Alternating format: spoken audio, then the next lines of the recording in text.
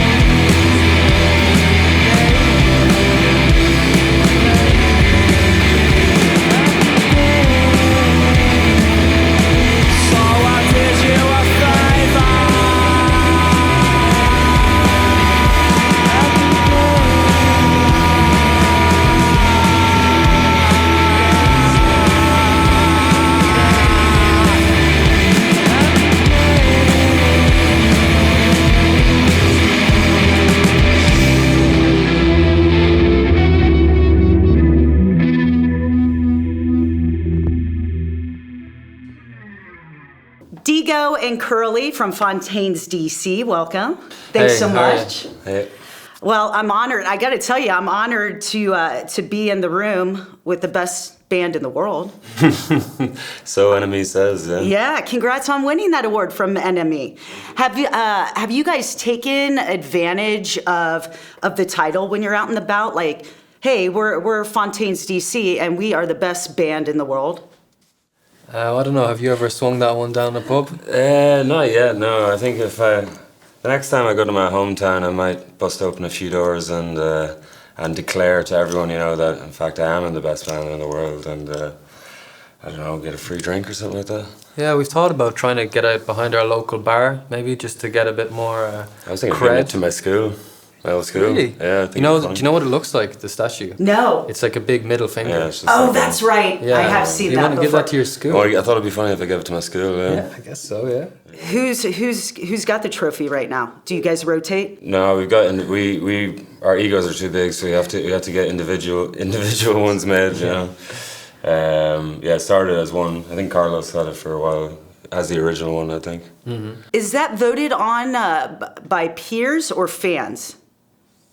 Like industry professionals, or is it all fans? I think it's industry. Yeah. We didn't do any vote for us kind of stuff. So. Yeah. I'm not sure. Yeah, it must be. Yeah. Well, Skinty Fia is the name of the brand new album. It sounds like an Irish swear word to me. It does. Yeah. It sounds It is. like an Irish. It is. It is. Yeah. Well, I'm curious. What's the meaning of it, and why did you land on it for the title of your album? It's a story about Tom. Our drummer Tom, he grew up in an Irish-only speaking part of Ireland, so it was his first language, but he doesn't really remember any now because he moved away. But his great auntie, she used to say it when she'd bang her arm on a press or something, and it apparently means damnation of the deers. I just thought that was really interesting, not only just for the fact of what it means, and it's kind of an expletive, right, but also the history of Ireland and the loss of language and how it ties in that he actually himself forgot it, It sounds big. It sounds a bit poetic, and a little bit naughty to me. Skinty Fia. Yeah, there is an airiness about it or something, you find that a lot in the Irish language. I'm not completely fluent, but the stuff that you do know, the certain phrases they do have this air, this kind of cheekiness or something to them. I feel even just phonetically, the way they sound.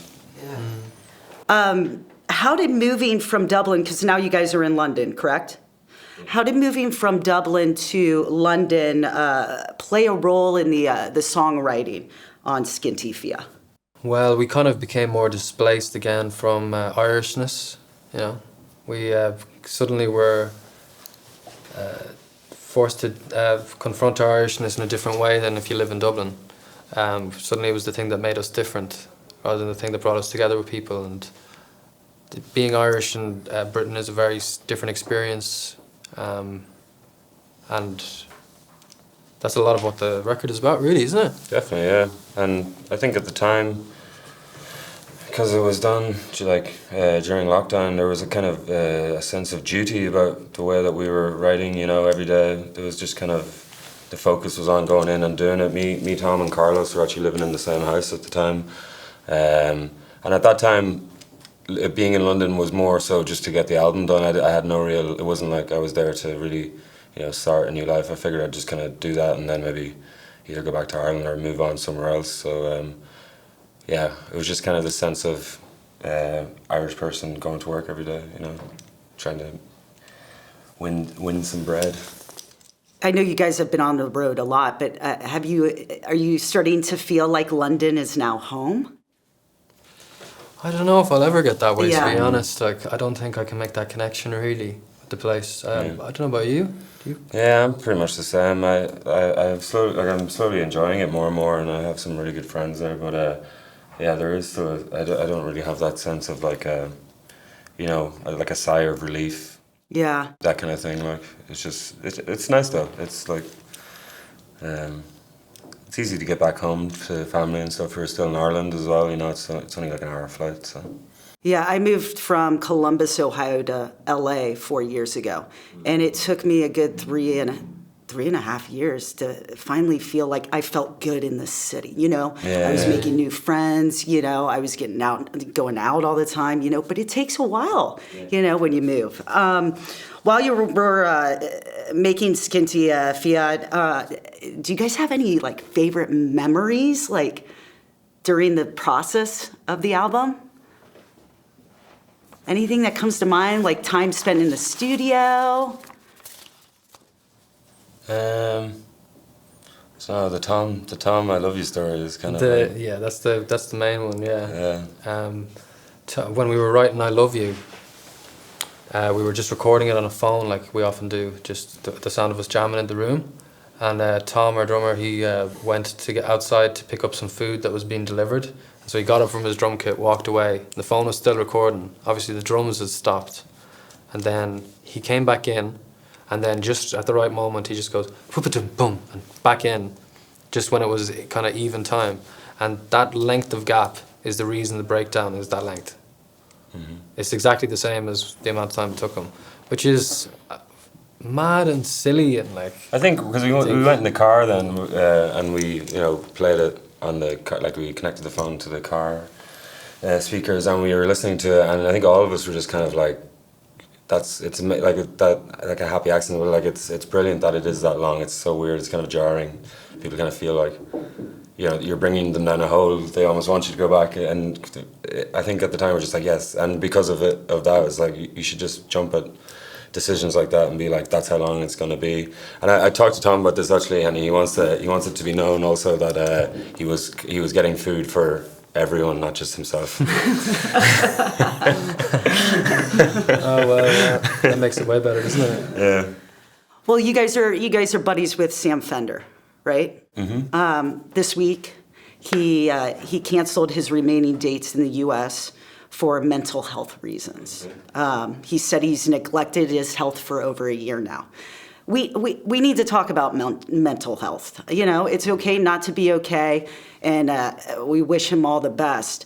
On that note, I used to work in artist management, okay? And I went on the road with a band for 5 days on a tour bus. And I was thinking about this the other day. You wake up in a different city pretty much every day. You hope the dressing room has showers. If not, you get a day room at a hotel, right? Yeah. Then you do promo or press, go to the venue, sound check, show, another late night, you know, sleeping on a tour bus. How do you guys stay mentally healthy as you tour nonstop? We don't.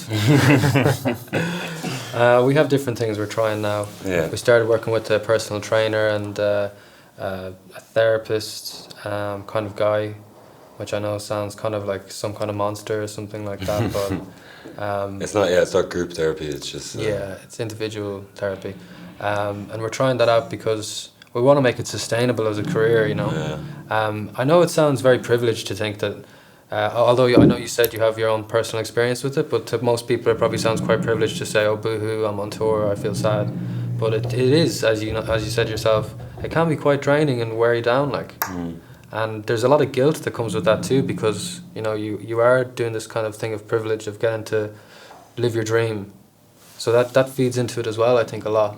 Yeah, 100%. It's like I should be enjoying myself, and that can sometimes make feelings worse, you know. Like, and yeah, we're definitely trying to draw a line in the sand of, like, you know, the kind of almost like the inherent, I don't know, even if it's masculine or, I don't know, Irish, kind of like just put the head down and get through it, and starting to maybe try and recognize things that we could do differently that could, as Deego said, just make it a bit more sustainable. Because we want to do this for, you know, as our careers. We want to write way more albums, and we don't want any, we just want to service that plan as much as we can.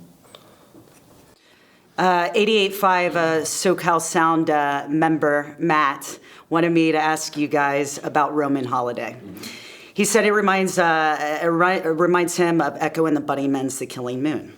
Other songs on the record and much of the guitar playing has that kind of vibe too. Was Echo and the Bunnymen an influence during the making of Skinty Fia? Yeah, definitely. Will Sargent, the guitar player in Echo and the Bunnymen, is a massive influence of all of us, or not all of us, but like it's a massive influence on me, but like definitely a huge influence on Green and Carlos as well. I was lucky enough to meet him in a pub in Sheffield one time, and he is one of the nicest lads ever. So. Oh, that's always nice to hear. Yeah. I personally, I hear some electronic influences on this album, but it's all guitars. It's all guitars, right? There's no electronic elements on any of these songs, right? Not at all. Yeah, it's all guitars. There's processed guitar sounds, like what Dan Carey, our producer, does, which he's really good at taking kind of very organic sounds and kind of just runs them through a load of pedals, and then the mixture of that, even because it's coming from a live source, you know, it's not like programmed into like a sequencer, it's coming from like someone playing the guitar, so this processing ends up having, you know, a very human element to it, which is, I think, one of his like kind of trademarks now in his production, and something that we learned on the first two albums, and then I think started adding in before it would even get to him, you know, that kind of way, like so. Yeah, I think we had a lot of time because of COVID to write in maybe different ways than we would before. The song Skinty Fia was this long jam that we then chopped up using software to make a chorus and a verse and stuff.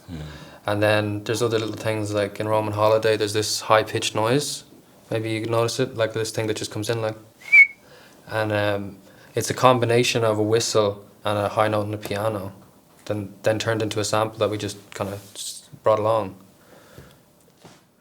Do you plan to add in more electronic elements into your music in the future? It's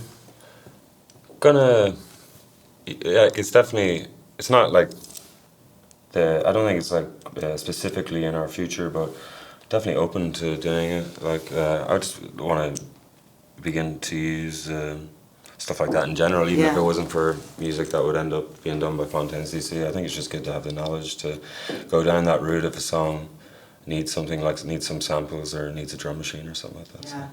I hear the Prodigy, especially on the title track Skinty Fia. Primal Scream, I hear this a little bit of the Stone Roses, even hints of the Horrors. Really, really good record. I don't know if I should ask this because the album's only 5 months old, but have you guys started to work on any new stuff? Do you work on the road? Do you write songs? We do, yeah. We have a few songs now. We're going to try and finish it, or no, actually go into write the end of next year.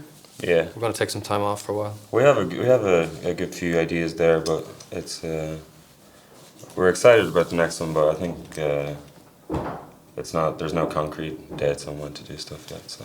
Yeah, you released 3 albums in nearly 4 years? Yeah, I feel like we need people to be a bit sick of us. I feel like if we announce another tour, another album, people will be like, come on, like... you want us fans to miss you. Exactly, you know what I mean? Like you deserve some time off. It's a two-way street. I want to miss them as well, you know? Yeah. What's one exciting new act out of Ireland we should check out? We just heard one today, actually, didn't we? Yeah. Our manager Trev just showed us a band called Naked Lungs, and I only heard one song, but it sounded really, really cool. Sounded a lot like Girl Band, you know that band. Had a bit of Soons to it as well. A bit of Soons, yeah. What else is coming out of Ireland at the moment? Oh, I want to say there's a rap duo called Kneecap from Belfast, and they rap half in English, half in Irish language, which I know might be a bit for over here, but like they're incredible. I'd really love if anyone out there interested would check them out. So. Well, we've got one more song coming up. Fontaines D.C, Deego, and Curley. Thank you so much. Thanks for having us. Wish you all the best. This is 88.5, the SoCal Sound.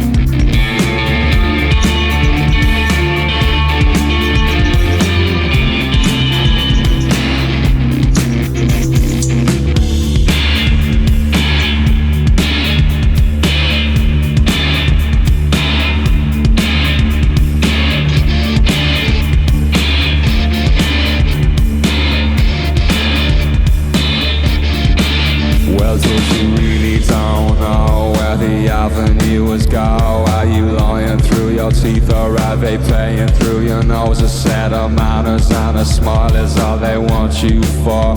We can talk about it later, you can read it in the paper. I hated you away from the very start. I seen you sticking to your smile, it's gone, I've broken my heart. Now the wind is making work of every step on the bridge. You say I used to say we found each other, now I don't know where he is. We get the feel, make your spirit shine. I let a prize up at my ribcage like a crackhead at the blinds. It hurts, we'll cut it down another scrapyard son. There is no life falls on a failure, it ain't covered in the paper.